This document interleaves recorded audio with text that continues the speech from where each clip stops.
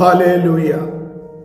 കർത്താവിൻ്റെ പരിശുദ്ധ നാമം വാഴ്ത്തപ്പെടുമാറാകട്ടെ. ഏവർക്കും ക്രിസ്തുവേശുവിൽ സ്നേഹ വന്ദനം. ദൈവത്തിൻ്റെ സൃഷ്ടിപ്പിൽ 6-ാം ദിവസത്തെ സൃഷ്ടിപ്പിനെ 2 ഭാഗമായിട്ട് തിരിക്കാം. അതിലൊന്ന് ഭൂചര ജന്തുക്കളാണ്, രണ്ടാമത്തേത് മനുഷ്യനാണ്. 5 ദിവസങ്ങൾ കൊണ്ട് ദൈവത്തിൻ്റെ സൃഷ്ടി അന്തരീക്ഷത്തിലും സമുദ്രത്തിലും നിറഞ്ഞതായി നമുക്ക് ഉൽപ്പത്തി പുസ്തകത്തിൽ കാണുവാനായിട്ട് സാധിക്കും. 6-ാം ദിനത്തിൽ വിവിധ ജന്തുക്കളെ കൊണ്ടും കാട്ടുമൃഗങ്ങളെ കൊണ്ടും ഭൂമിയെ നിറയ്ക്കുന്നതായിട്ടും പ്രത്യേകിച്ച് ഉൽപ്പത്തി 1-ന്റെ 24 മുതൽ 31 വരെയുള്ള ഭാഗങ്ങളിൽ നമുക്ക് കാണാവുന്നതാണ്.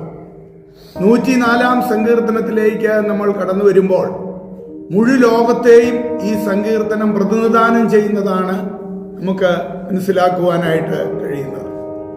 അതിലെ 8-ാം വാക്യം, മലകൾ, പർവ്വതങ്ങൾ, താഴ്വരകൾ ഇവയ്ക്കെല്ലാം ദൈവം അതിനെ സൃഷ്ടിച്ചിരിക്കുന്നതായിട്ട് കാണുവാനായിട്ട് കഴിയുന്നുണ്ട്. വീണ്ടും അതിൻ്റെ 10 മുതൽ 21 വരെയുള്ള വാക്യങ്ങളിൽ ദൈവം സൃഷ്ടിച്ച ഉറവിൽ നിന്ന് വയലിലെ സകല മൃഗങ്ങളും കാട്ടുകഴുതകളും ദാഹം തീർക്കുന്നു. അവയുടെ തീരങ്ങളിൽ ആകാശത്തിലെ പറവകൾ വസിക്കുന്നു, കൊമ്പുകളുടെ ഇടയിൽ പാടുകയും ചെയ്യുന്നു തുടങ്ങിയ കാര്യങ്ങളാണ് നമുക്കവിടെ കാണുവാൻ കഴിയുന്നത്. അതിൽ പക്ഷികളുടെ സ്തുതിഗീതമാണ് നമുക്ക് മനസ്സിലാക്കുവാൻ സാധിക്കുന്നത്. അഥവാ സർവശക്തനായ ദൈവത്തെ അവ സ്തുതിക്കുന്നു. മറ്റൊരു പക്ഷിയായ രാപ്പാടി അതിൻ്റെ സ്വതസിദ്ധമായ സ്വര മാധുരിയാൽ ഏകാന്തതയിൽ ഇരുന്ന് പാടുന്നതും ദൈവത്തെ സ്തുതിക്കുന്നത് തന്നെയാണ് എന്ന് നമുക്ക് കാണുവാനായിട്ട് കഴിയുന്നതാണ്. 16-ാം വാക്യത്തിലേക്ക് കടന്നു വന്നാൽ യഹോവയുടെ വൃക്ഷങ്ങൾക്ക് തൃപ്തി വരുന്നു എന്നാണ്. അവൻ നട്ടിട്ടുള്ള ലെബാനോനിലെ ദേവദാരുക്കൾക്ക് തന്നെ എന്ന് അവിടെയും കാണാം.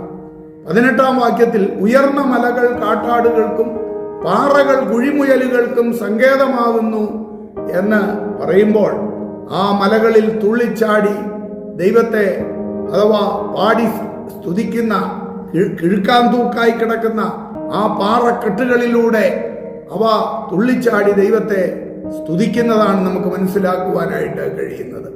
21-ാം വാക്യത്തിൽ ബാലസിംഹങ്ങൾ ഇരയ്ക്കായി അലറുന്നു. അവ ദൈവത്തോടത് ആഹാരം ചോദിക്കുന്നു എന്നതാണ് അവിടെ നമുക്ക് മനസ്സിലാക്കുവാനായിട്ട് സാധിക്കുന്നത്. അവ ഒരുപക്ഷെ നമുക്ക് അലർച്ചയായിട്ട് തോന്നാം, എന്നാൽ അവ ദൈവത്തോട് തങ്ങളുടെ ആഹാരം ചോദിക്കുന്നു. അതാണ് അങ്ങനെ ബാലസിംഹങ്ങൾ, അതേപോലെ കാക്കകളുടെ കരച്ചിൽ, ഇതെല്ലാം നമ്മൾ ശ്രദ്ധിച്ചാൽ അവ ദൈവത്തെ സ്തുതിക്കുകയും ദൈവത്തോട് അവയ്ക്ക് വേണ്ടുന്ന ആവശ്യങ്ങൾ അറിയിക്കുകയും ചെയ്യുന്നു. ഒരുപക്ഷെ മനുഷ്യൻ ദൈവത്തെ തിരിച്ചറിയാതിരിക്കുമ്പോൾ ഈ പറവകൾ, മൃഗജാതികളെല്ലാം ദൈവത്തെ സ്തുതിക്കുന്നു. ഈ ദിവസങ്ങളിൽ കഴിഞ്ഞ ദിവസവും കാണുവാൻ കഴിഞ്ഞതായ ഒരു കാര്യം, കാട്ടാന 2 ജീവിതങ്ങളെ ചവിട്ടിക്കൊന്നു എന്ന് കാണുവാനായിട്ട് ഇടയായിത്തീർന്നു. ഈ ജനുവരി മാസം ഇങ്ങോട്ട് ആരംഭിച്ചതിന് ശേഷം ജനുവരി, ഫെബ്രുവരി തുടങ്ങിയ മാസങ്ങളിൽ പല ദിവസങ്ങളിലും കാട്ടുമൃഗങ്ങൾ മനുഷ്യനെ കൊല്ലുന്നതായിട്ടാണ് കാണുവാൻ കഴിയുന്നത്.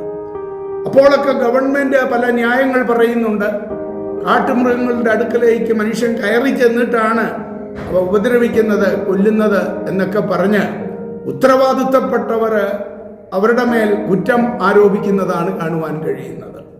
എന്നാൽ ഒരു കാര്യമുണ്ട്, ആ വനത്തിൽ കിടക്കുന്നതായ പാവപ്പെട്ട ജീവിതങ്ങൾക്ക് അവരുടെ ഉപജീവന മാർഗമാണ്, അത് തേടിപ്പോയേ മതിയാകത്തുള്ളൂ.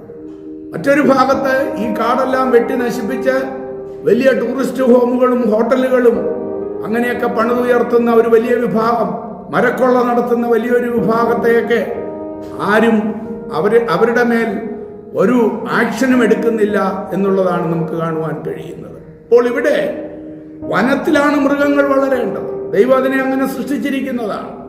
അതിനെ പലരും നശിപ്പിക്കുന്നുണ്ട് എന്നുള്ളത് യാഥാർത്ഥ്യമാണ്. അപ്പോൾ തന്നെ ആ മൃഗങ്ങളുമായിട്ട് ഇടപഴകി വനത്തിൽ കഴിയുന്ന മനുഷ്യരുമുണ്ട്. എന്നാൽ ചിലപ്പോഴെല്ലാം ഇങ്ങനെ സംഭവിക്കുന്നു. അപ്പോൾ എന്താണ് ചെയ്യേണ്ടത്? ഈ മാനവർക്ക് നമ്മുടെ ഗവൺമെന്റ് അടിസ്ഥാനപരമായ പാർപ്പിടമുണ്ടാക്കി കൊടുത്ത്, അടിസ്ഥാനപരമായ തൊഴിലുണ്ടാക്കി കൊടുത്ത്, അഥവാ മൃഗത്തേക്കാൾ കഷ്ടമായിട്ട് അവരെ കാണുകയല്ല ആവശ്യം.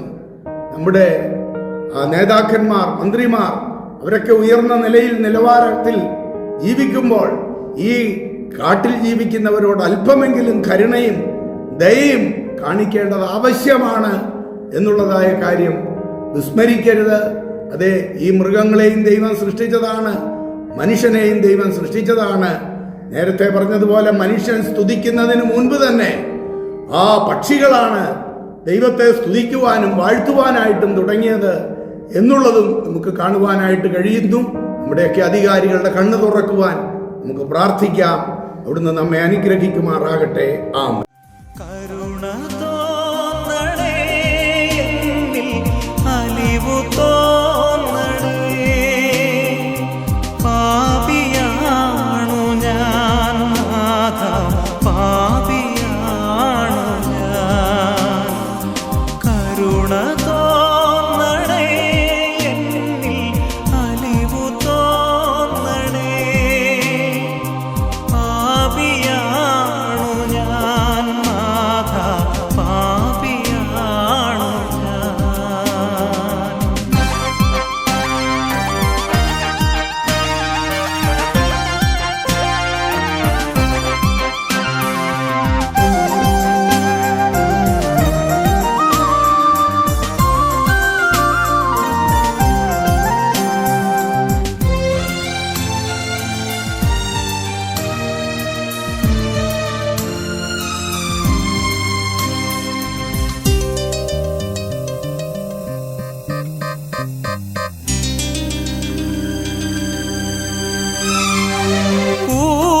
പൂർവപാപത്തിൻ ശാപം പേറിടുന്നു ഞാൻ, രോഗവും ദുരിതവും നാൾക്കുനാൾ വളരുന്നു.